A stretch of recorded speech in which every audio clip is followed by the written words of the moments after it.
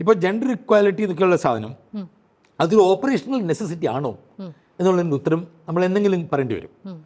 ഇത് എന്താണ് നമ്മൾ എല്ലാ ഓർഗനൈസേഷനും അതിൻ്റെ പ്രൈമറി എയിമിനെ വർക്ക് ചെയ്യേണ്ടത് ജോബ് അറ്റ് ഹാൻഡ് അതാണ് ശരിക്കും important.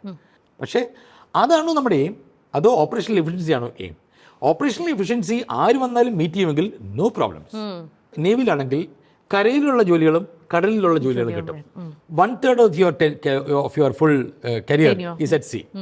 1/3 is in staff jobs, നമ്മൾ സ്റ്റാഫ് ആയിട്ട് ചെയ്യുന്നു. ഒരു 1/3 ചിലപ്പോൾ ട്രെയിനിങ് ആയിരിക്കും. അപ്പം കരയിൽ മാത്രം ലേഡീസ് ആവുകയാണെങ്കിൽ കടലിലുള്ള ആണുങ്ങൾ കടലിൽ കിടക്കത്തേ ഉള്ളൂ. അവർക്ക് ഷോർ ജോബ്സ് ഇല്ലാതെ പോകും. അപ്പോൾ ഇതിനകത്ത് ചില കോംപ്ലിക്കേഷൻസ് ഉണ്ട്. പക്ഷേ ഇറ്റ്സ് വണ്ടർഫുൾ. ഇന്ത്യയിലെ ഉള്ള ലേഡീസിന് വരാൻ പറ്റുന്ന one of the best fields ആണിത്. ഇഫ് യു റിമെമ്പർ, പണ്ട് കാലത്ത് നമ്മളുടെ ഈ കപ്പലിൽ കയറുമ്പോൾ 5 പേർക്ക് സല്യൂട്ട് കിട്ടുള്ളായിരുന്നു. Okay, president of India, governors, military officers, ladies and dead bodies, 5 പേർക്കായിരുന്നു സല്യൂട്ട് കിട്ടുന്നത്, ഒഫീഷ്യലി സല്യൂട്ട് കിട്ടുന്നത്. ഓക്കെ, ഇനിയിപ്പോൾ ആ റൂൾ എങ്ങനെ മാറുമെന്ന് എനിക്ക് അറിഞ്ഞുകൂടാ.